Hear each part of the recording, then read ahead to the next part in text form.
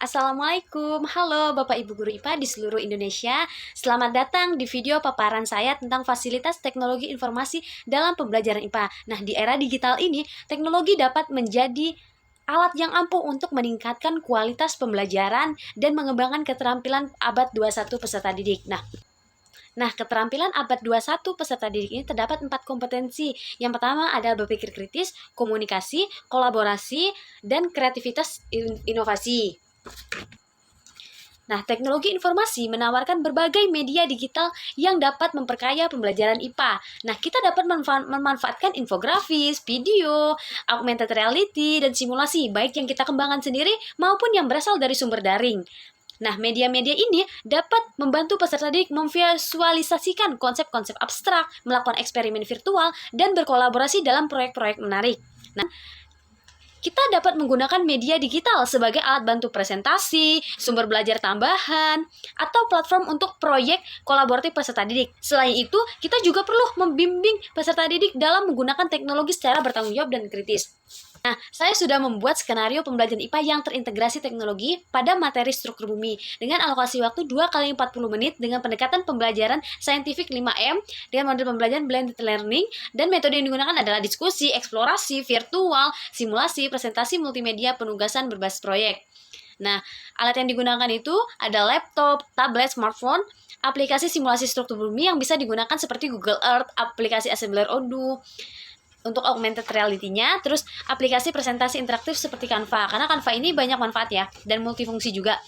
Terus ada gambar ilustrasi penampang bumi, lembar kerja peserta didik yang diintegrasikan ke live worksheet. Nah, terus ada platform daring Google Classroom. Nah, selanjutnya tahap pembelajaran. Nah, di tahap 1 ini, kegiatan pembelajarannya itu yaitu mengamati. Dengan keterampilan abad 21 yang diukur itu adalah observasi, literasi, digital, jika ada kegiatan lain. Nah, di sini guru itu menampilkan model 3D interaktif. Nah, model 3D interaktif ini adalah augmented reality yang menggunakan aplikasi Assembler Edu tersebut. Guru mengajukan pertanyaan pemantik nih kepada peserta didik. Nah, di situ peserta didik tuh mengeksplorasi Assembler Edu tersebut secara mandiri dan mencatat pengamatannya. Selanjutnya pada tahap 2 kegiatan pembelajarannya itu yaitu menanya. Nah, di sini keterampilan abad 21 yang diukur itu adalah berpikir kritis dan komunikasi. Berpikir kritis di sini adalah peserta didik itu mengajukan pertanyaan. Mereka berpikir kemudian mengajukan pertanyaan untuk komunikasinya. Berpikir dan mengajukan pertanyaan di sini itu berdasarkan hasil eksplorasi mereka di awal kan. Nah, selanjutnya di tahap 3 ini kegiatan pembelajarannya itu mengumpulkan dengan keterampilan abad 21 yang diukur itu adalah literasi informasi, literasi digital, kolaborasi, dan berpikir kritis. Nah, pengukuran literasi informasi di sini adalah peserta didik itu mengumpulkan informasi dari berbagai media dan sumber yang mereka gunakan. Nah, literasi digital di sini adalah mereka menggunakan media digital nih, digital internet gitu kan untuk mencari informasi tersebut. Nah, kolaborasi di sini adalah mereka secara berkelompok nih mengeksplorasi 1 atau 2 lapisan struktur bumi tersebut yang atas perintah yang ada di pada LKPD. Nah, berpikir kritis ini mereka harus berpikir kritis apakah setiap lapisan struktur bumi itu memiliki nama lapisan, ketebalan, komposisi yang berbeda-beda. Itu mereka harus berpikir kritis apakah semuanya sama dan tidak sama. Mereka perlu membandingkannya. Nah, pada tahap keempat ini mereka mulai mengasosiasi dengan keterampilan abad 21 yang diukur itu ada berpikir kritis, kreativitas, dan literasi digital. Di mana setiap kelompok itu mereka mulai menganalisis nih informasinya. Nah, menganalisis ini mereka itu melakukan berpikir kritis.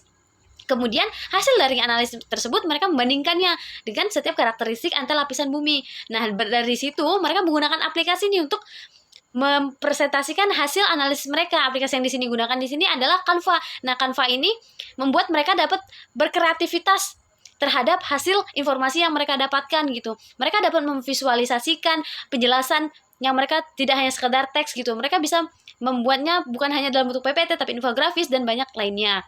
Nah, pada tahap kelima ini mulai mereka mengomunikasikan. Nah, sebelum mengomunikasikan di sini tuh mereka ada keterampilan kolaborasi, komunikasi, kreativitas, literasi digital, dan berpikir kritis. Nah, di sini kan setiap kelompok itu mulai mempresentasikan hasil eksplorasi mereka dalam bentuk presentasi multimedia yang sudah dibuat tadi di Canva. Nah, dari habis presentasi itu, mereka membandingkannya dari setiap kelompok tersebut menggunakan ilustrasi visualisasi. Ini bisa menggunakan Assembler Edu tadi juga. Nah, habis itu mereka mengkomunikasi dan kolaborasinya dengan kreativitas, literasi digital, berpikir kritis. Nah, guru memberikan apresiasi terhadap umpan balik tersebut. Nah, selanjutnya ini adalah produk terintegrasi teknologi yang sudah saya buat Yang pertama ada ILKPD struktur bumi menggunakan live worksheet, kemudian ada infografis kerusakan alam dan media ajar struktur bumi yang terintegrasi link dan QR code menggunakan aplikasi Canva. Yang ketiga ada evaluasi pretest dan post-test struktur bumi menggunakan Wordwall.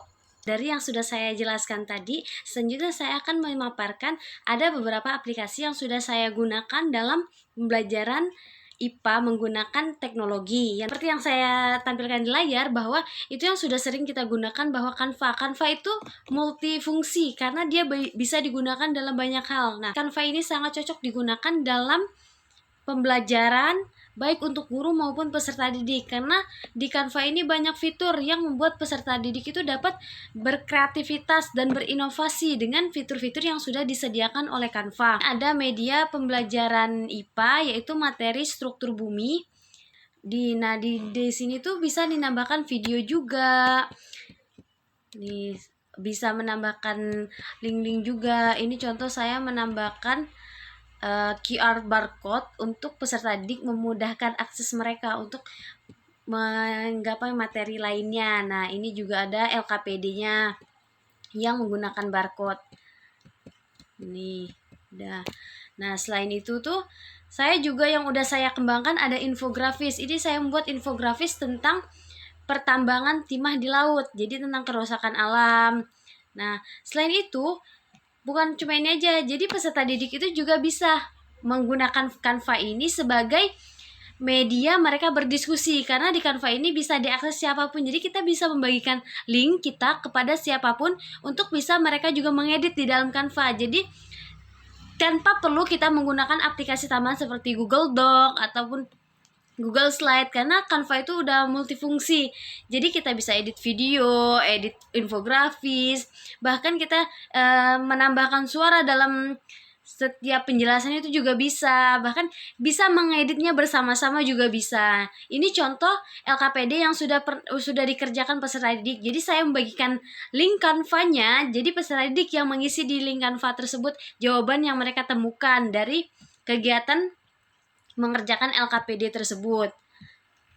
Karena kita udah tahu ya, Canva ini banyak fitur-fitur yang sangat bermanfaat dan bisa dimanfaatkan oleh banyak guru-guru gitu untuk media pembelajaran, dalam pembelajaran, aktivitas pembelajaran yang terintegrasi teknologi, karena udah fitur-fiturnya udah banyak banget dan udah canggih banget. Jadi ini memudahkan baik untuk guru maupun peserta didik. Cukup menggunakan satu aplikasi Canva ini, tapi udah banyak yang udah bisa dikuasai begitu. Nah, dari aplikasi Canva tersebut kan kita sudah bisa membuat LKPD, media pembelajaran dari aplikasi Canva tersebut. Nanti kita bisa mempublishnya. Jadi tidak hanya melalui Canva. Kalau Canva kan bisa diedit. Biar lebih luas lagi LKPD yang kita gunakan, kita bisa mengaitkannya dengan aplikasi yang saya gunakan, yaitu live worksheet. Nah, dari LKPD yang tadi saya buat, nah ini lanjutannya, saya masukin ke live worksheet. Nah, live worksheet ini dia itu lembar kerja peserta didik juga, tapi dia berbasis digital gitu. Jadi bisa diakses dimanapun dan kapanpun untuk mempermudahnya. Nah, di sini peserta itu bisa mengisi langsung nama mereka, langsung mengklik jawabannya. Sedangkan kalau di Canva itu kan kadang mereka tuh bisa ikut mengedit juga. Nah, kalau di sini tuh mereka langsung bisa menemukan jawabannya. Jadi mereka tidak terdistract untuk mengedit yang lain. Jadi ini mereka cukup menjawab aja nama mereka atau jawabannya. Ini bisa diklik gitu kan ya, nih jawabannya yang mana yang benar gitu. Ini bisa diklik tuh, was.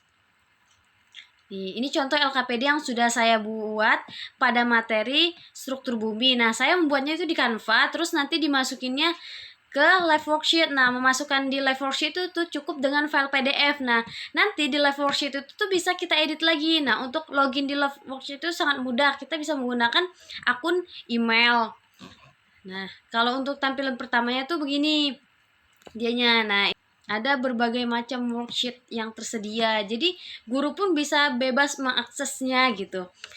Kita juga bisa membuat worksheet sendiri gitu untuk mempermudah peserta didik. Selain cuma memindahkan worksheet kita yang kita buat dalam bentuk digital, dalam bentuk handout atau printout, itu bisa kita jadikan ke dalam bentuk digital untuk memudahkan siswa mengerjakannya dimanapun dan kapanpun.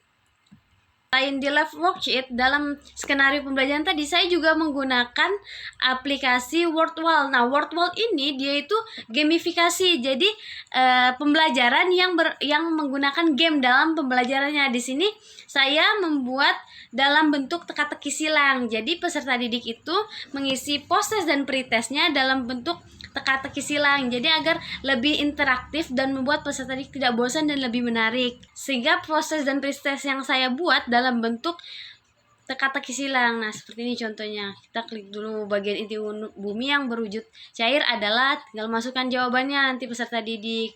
Ini memudahkan. Nah, kita juga bisa membuat sendiri di sini create activity-nya.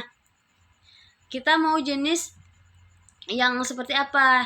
Hanya saja pada aplikasi ini tuh dia tuh terbatas, jadi berbayar, dia tidak bisa diakses secara gratis gitu. Ada batasannya, jadi cuma 3 kali pembuatan gratis, sisanya itu dia harus berbayar. Itu kekurangannya. Tapi untuk pembuatan evaluasi yang menarik bisa digunakan.